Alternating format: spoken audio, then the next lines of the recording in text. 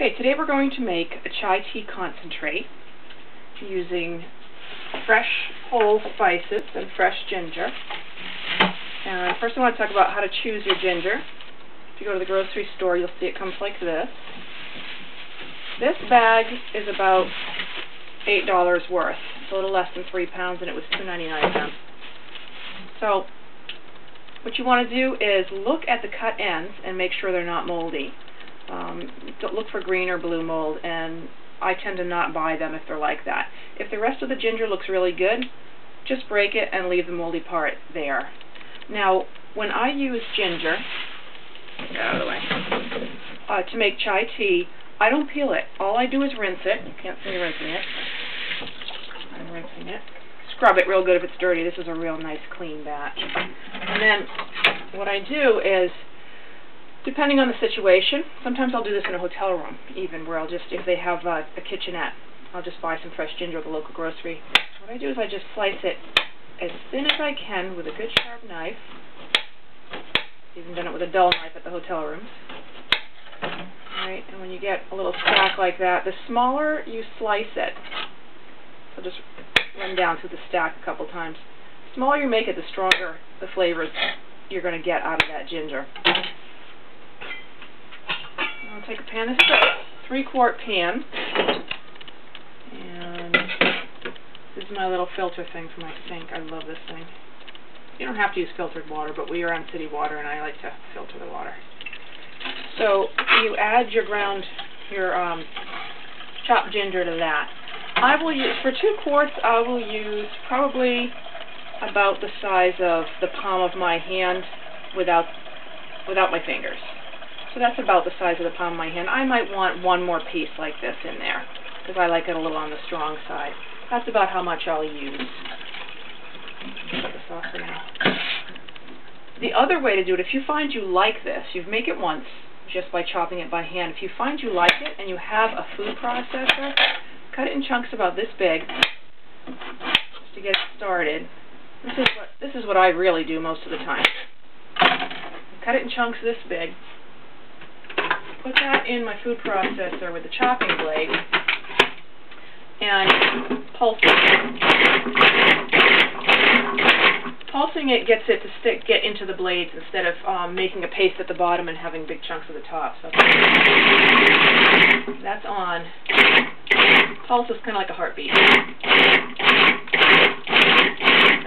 I get it to the point where it's about like coarse sawdust. Show you that. See? So that works out really well. And what I do with this is same rule, about the size of my palm for 2 quarts. And I keep this jar in the freezer. And here's some little snack-size bags that I use. Here's one that's from my last batch that's frozen. So you can see the size. If I spread that out, it's about the size of my palm. And then each time I empty the bag, I throw it back in the jar. That way I'm not adding more, and I use it next time. So I'll fill these bags with this chopped ginger later. And then that'll go back in the freezer, and then I don't have to go through the washing, slicing, chopping, grinding, whatever, each time I want to make this. So once you know you like it, that's a quick and easy way to do it. Let me set that aside. Alright. So let's say you already have your ginger about the size of your palm in your pan. You want to also add cinnamon. 1 standard cinnamon stick for 1/4 to a water. It's about the width of my palm. Alright, I say standard because I've also bought it more cheaply in this size. So it'd probably be 3 or 4 of these. And you know, there's no set rule. It's about how much you like, and spices are not standardized so much anyway, so you never know what strength it's going to be, so it's always a surprise. So that's the cinnamon, and I like to put in allspice. This is my big jar of allspice. I keep all my spices that I buy in glass jars because they keep their flavor a lot longer. I tend to like allspice. So a good rule to start is maybe 5 or 6 of these per quart. So that's, I don't know, 10. I really like it. I'm going to double it. And then for this much, I tend to use about half of a nutmeg. Get a big one, I like nutmeg. And then vice grips. So this is a low-tech way of doing this, but if you set your vice grips so that they're a little smaller than your nutmeg. So I like to do it this way, the long way. Tends to work a little better. I'm going to open this out a little bit. These vice grips need a little oil. See?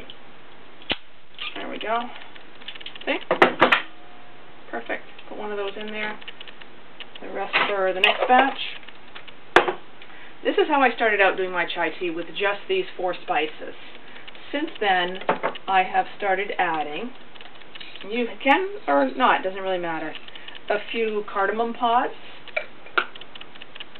and, where is it?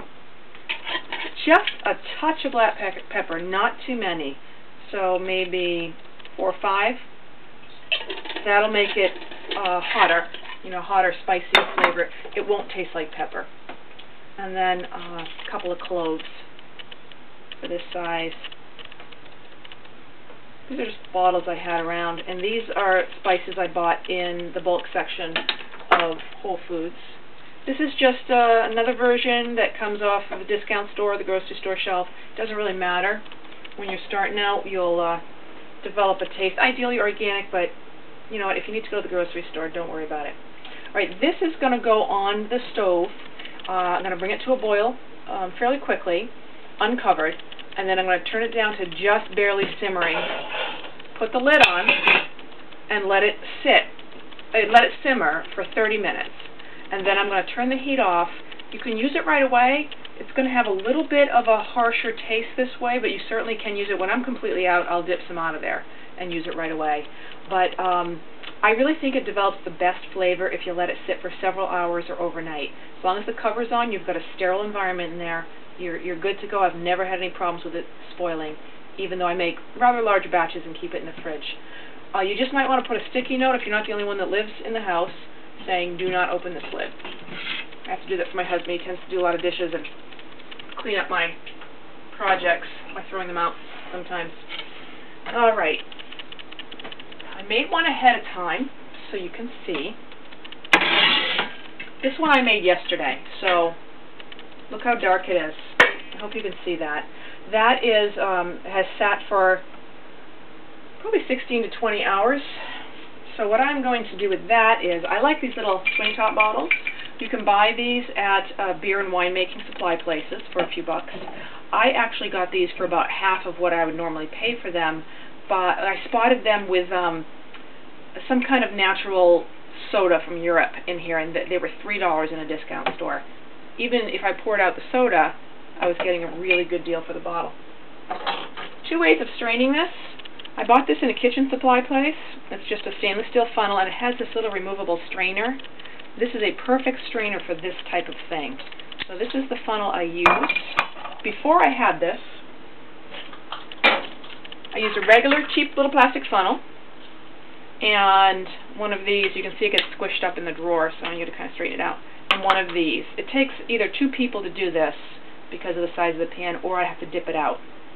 The other thing I've used when these have gotten completely squished and I couldn't find another one in the store, this is a T-ball. You can buy these at Walmart for $2 or $3, and I just split them in half, unhinge them, they're wired together, and then you can use that. You have to be a little more careful pouring through this, because your tea will go around the edge of it, and then little bits of spice will go in. It's not a tragedy, you'll just get them in your mouth when you drink it, which is not so much fun. Alright, so all I do is very carefully pour this into the bottle. Just keep an eye on the level in the funnel, because it sometimes will create a little bit of an airlock. You have to lift it up and let it go. And if you're all the way at the top when that happens, you're going to overflow. So just be a little careful. Sometimes when I get near the top, I just take a finger so that we don't get that little airlock in there. Now this concentrate is going to go into the fridge. Oops, see, a little bit of overflow there, not too bad. This pan is a gallon pan, double what I just showed you, and it'll make almost 4 of these. Sometimes, depending on, I don't measure things too well, sometimes it'll make 4 plus an extra smaller one. And that will last me, I don't know, 2-3 weeks, because I really like this stuff. I do a lot of different things with it. Now, to use it, what I like to do is make a cup of tea about this big, and what I'll do is I'll fill the cup, I'm using the microwave, I'll fill the cup 3/4 of the way with water, fill it the rest of the way with the chai concentrate, so I'm using maybe 1/4 to 1/5 of this. How much I use depends on how strong the batch came out. Because we're working with fresh foods like fresh ginger, you never know how strong it's going to be from batch to batch. So that's the wonderful thing about homemade things, especially drinks, is they're always an adventure. And then I'll just put the tea bag right in there, throw it in the microwave, remove the staple if there's a staple, throw it in the microwave for, I find that most microwaves, if you just hit popcorn, it's the perfect amount for a very hot cup of tea in a mug. Then I like to add about, this is one of the brands of stevia, and it's just a pure stevia, and I'll add maybe about that much in the dropper. Now this is a mug, maybe about that much in the dropper to start with. And how much stevia I add depends on the individual batch and how sharp the ginger was. Some ginger is a little sharp and needs a little bit more sweetener, in my opinion. Alright, so that is basically how to make a chai concentrate. Since you're using this at about 1/4 to 1/5 in relationship to your tea, you can also put it in kombucha, it's wonderful iced, then a gallon of this actually makes 4 to 5 gallons of a nice refreshing drink for you. And it probably costs, depending on if you're going organic or buying bulk spices or buying the little grocery store bottles of spices, probably cost you maybe $2 to make a gallon. So add your stevia, maybe by the time you're through, another $3 for 4 to 5 gallons of a very refreshing hot or cold drink. You can't beat that, and it's wonderfully healthy. You could also, if you don't like stevia, some people don't, you could also use honey to sweeten it, or sugar, or really anything you like. I am not a huge fan of the taste of stevia. However, I find the spiciness of this really hides the flavor of the stevia, so I don't taste it. I don't taste that aftertaste that stevia sometimes has. So that's it. Next, on another little video, I will show you how to make a dry mix that you can make tea bags ahead and make it even easier.